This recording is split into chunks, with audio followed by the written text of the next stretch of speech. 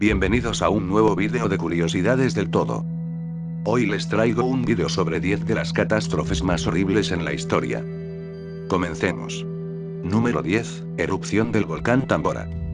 En 1815, este volcán fue protagonista de la erupción más grande observada por el hombre, alcanzando un índice de explosividad volcánica de 7.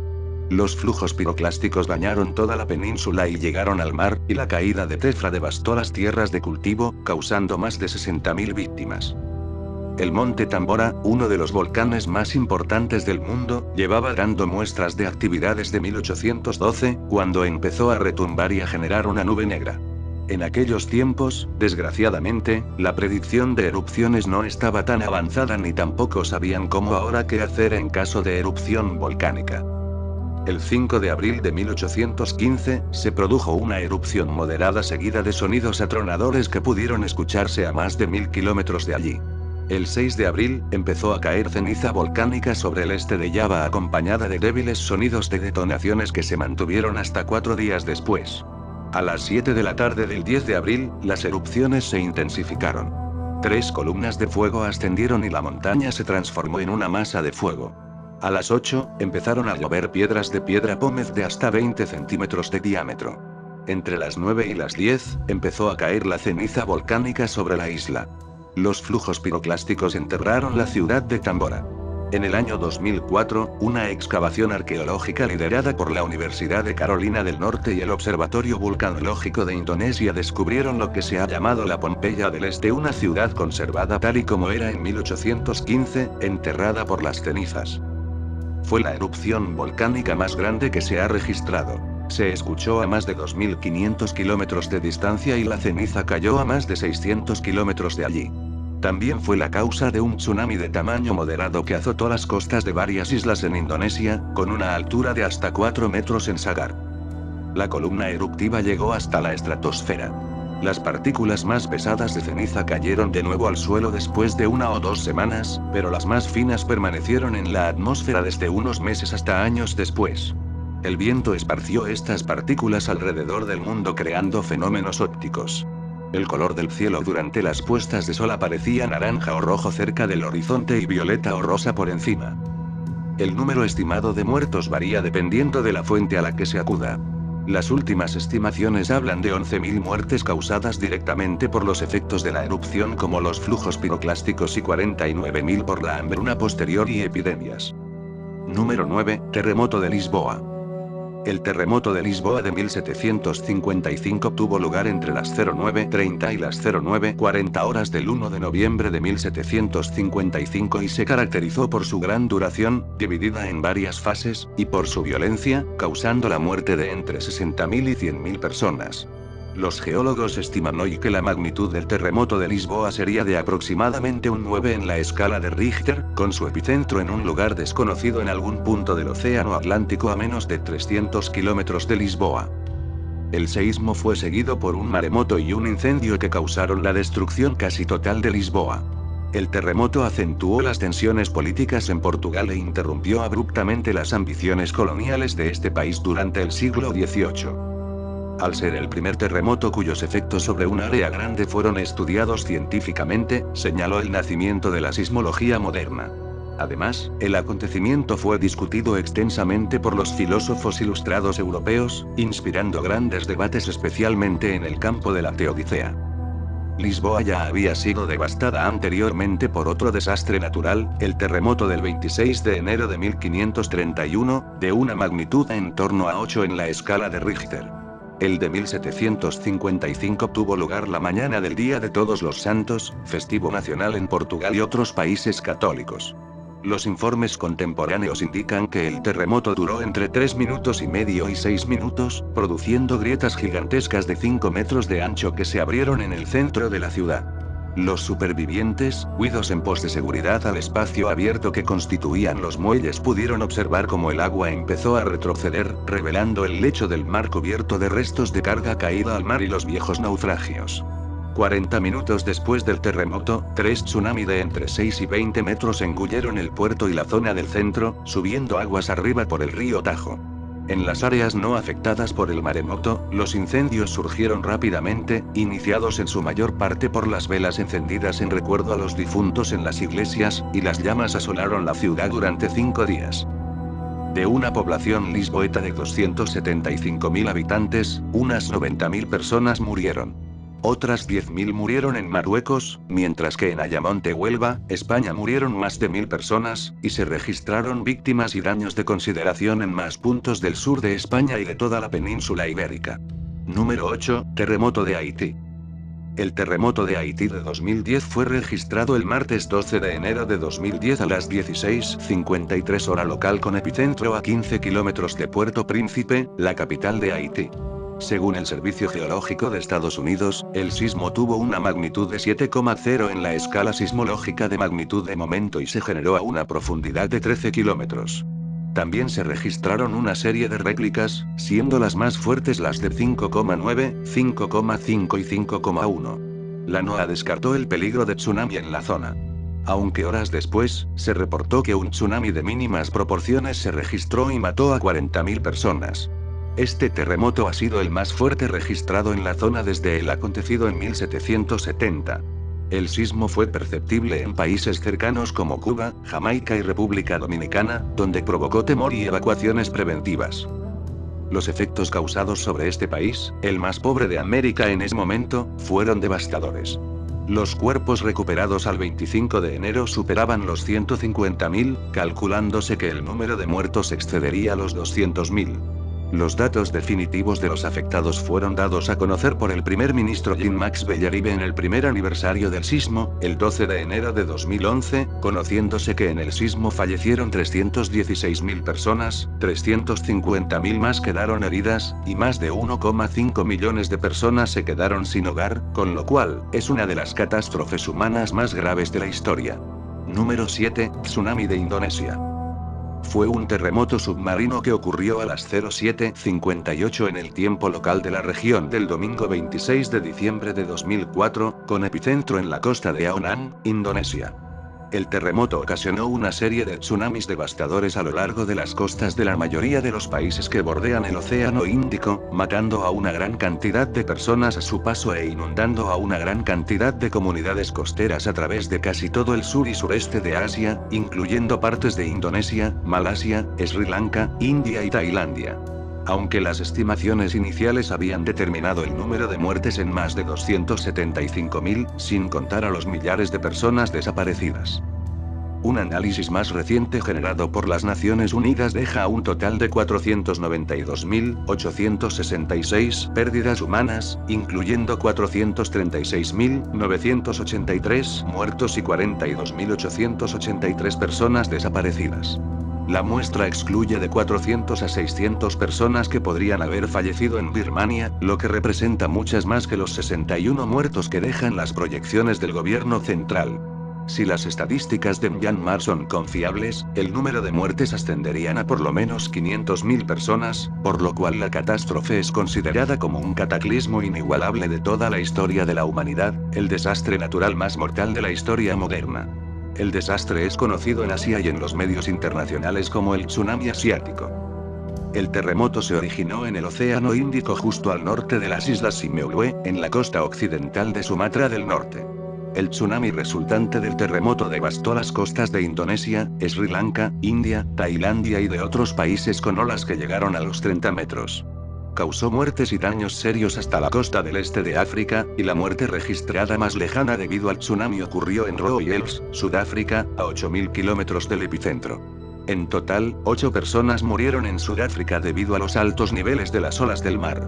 Número 6. Mega tsunami en Alaska. El tsunami de Bahía Lituya fue un desastre natural ocurrido el 9 de julio de 1958 en la Bahía Lituya, al noreste del Golfo de Alaska.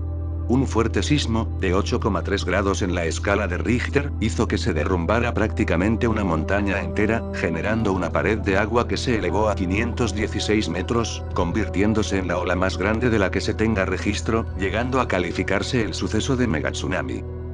El 9 de julio de 1958, a las 22:15 hora local comenzó un sismo, que alcanzó los 8,3 grados en la escala de Richter, en la bahía Lituya, la cual tiene 14,5 kilómetros de largo y 220 metros de profundidad.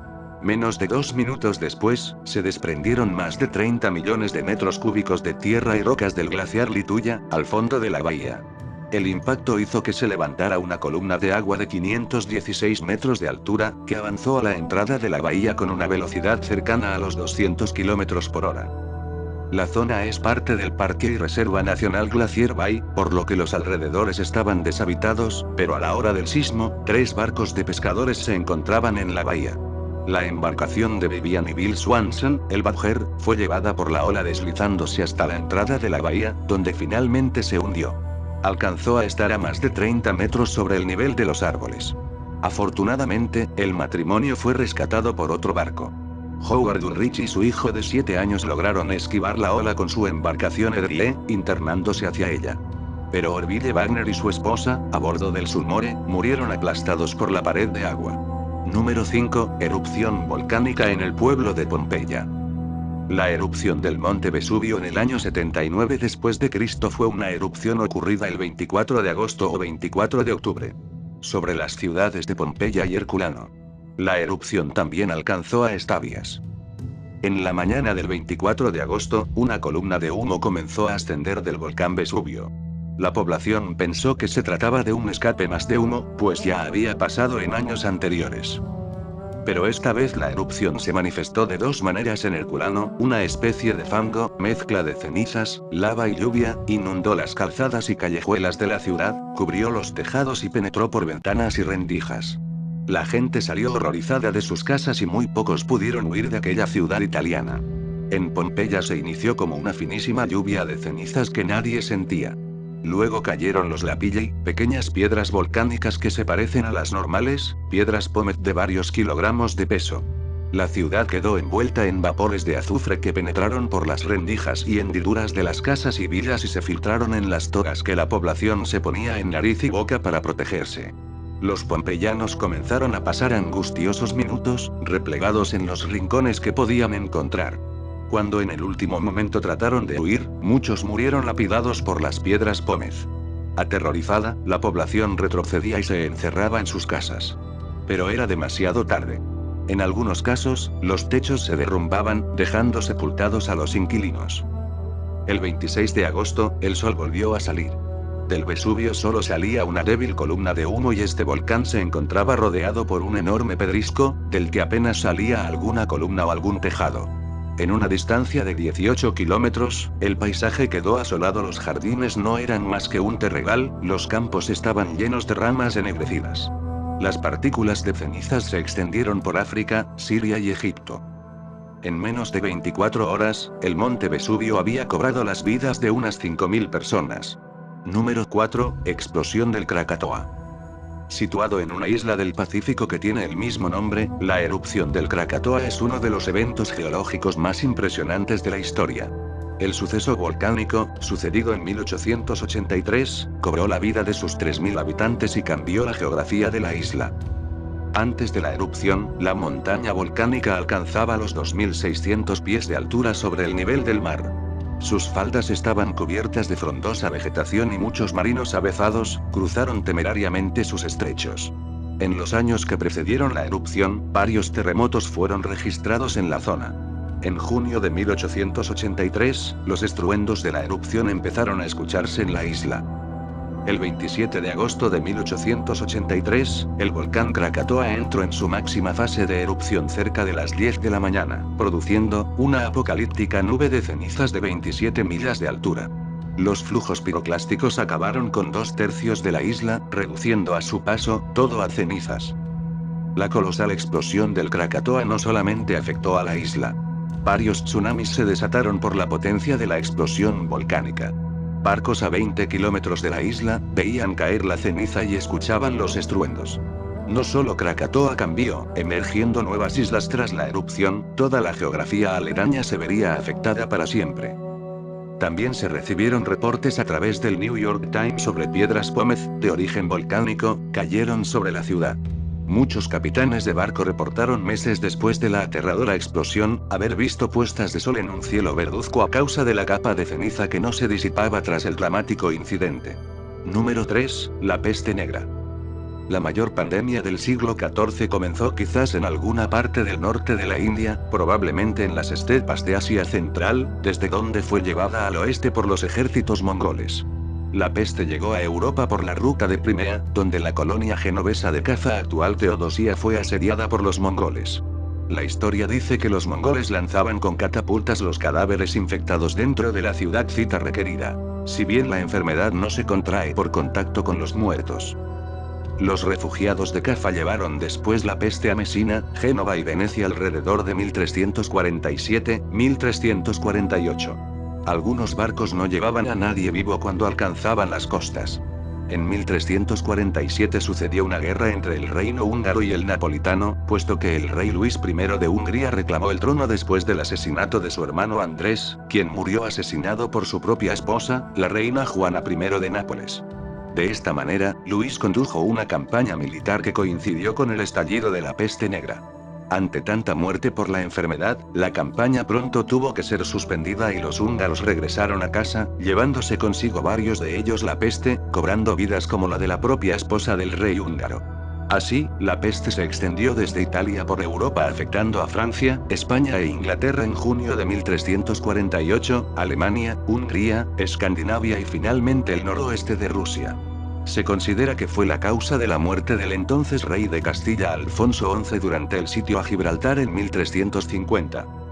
La peste negra acabó con un tercio de la población de Europa y se repitió en sucesivas oleadas hasta 1490, llegando finalmente a matar a unos 25 millones de personas. No obstante, ninguno de los brotes posteriores alcanzó la gravedad de la epidemia de 1348. Número 2. La gripe española. Se desconoce la tasa de mortalidad de la pandemia de 1918-1920, pero se estima que murieron del 10% al 20% de los infectados. Con alrededor de un tercio de la población mundial de aquel tiempo infectada, esta tasa de letalidad significa que entre un 3% y 6% de la población mundial murió. La gripe pudo haber matado a 25 millones de personas en las primeras 25 semanas.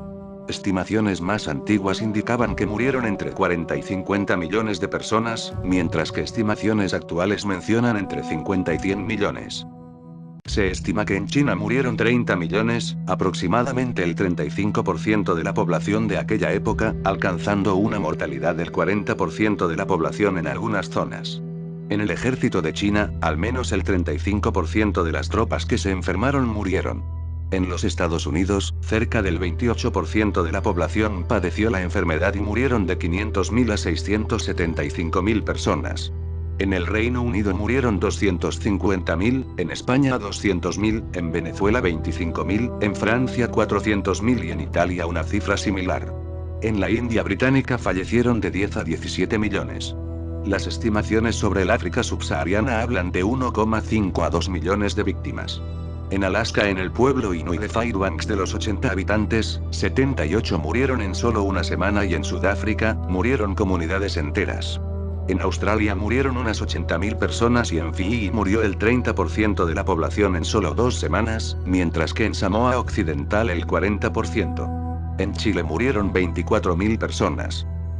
Tras registrarse los primeros casos en Europa, al parecer en Francia, la gripe pasó a España, un país neutral en la guerra y que no censuró la publicación de los informes sobre la enfermedad y sus consecuencias, de ahí que, pese a ser un problema internacional, se le diera este nombre por parecer en las informaciones de la época que era el único país afectado. España fue uno de los países más afectados con cerca de 8 millones de personas infectadas en mayo de 1918 y alrededor de 300.000 muertes a pesar de que las cifras oficiales redujeron las víctimas a solo 147.114 personas. Aunque la Primera Guerra Mundial no causó la gripe, la cercanía de los cuarteles y los movimientos masivos de tropas ayudaron a su expansión. Los investigadores creen que los sistemas inmunológicos de los soldados se debilitaron por la tensión del combate y los ataques químicos, incrementando las probabilidades de contraer la enfermedad. Un factor en la transmisión de la enfermedad fue la cantidad de viajes de los combatientes. La modernización de los sistemas de transporte posibilitó que los navegantes propagaran más rápidamente la pandemia sobre un abanico más amplio de comunidades. Número 1. Inundación del río Amarillo. Tras la declaración de la Segunda Guerra Sino-Japonesa en 1937, el ejército imperial de Japón marchó rápidamente hacia el corazón del territorio chino. A la altura de junio de 1938, los japoneses tenían el control de toda la China del norte. El 6 de junio capturaron Kaifeng, la capital de Henan, y amenazaban con tomarse Zhengzhou. Zhengzhou era la intersección de las arterias ferrocarrileras de Pinggan y Longhai, y los éxitos japoneses habrían puesto en peligro las ciudades principales de Wuhan y Xi'an. Para detener mayores avances japoneses hacia la parte occidental y meridional de China, Chiang Kai-shek, a sugerencia de Chen Guofu, determinó abrir los diques del río Amarillo cerca de Zhengzhou. El plan original era destruir el dique en Zhaokou, pero debido a las dificultades en el lugar el dique fue destruido el 5 y 7 de junio en Ouyuanckou, en la ribera sur. Las aguas fluyeron hacia Henan, Anhui, y Jiangsu.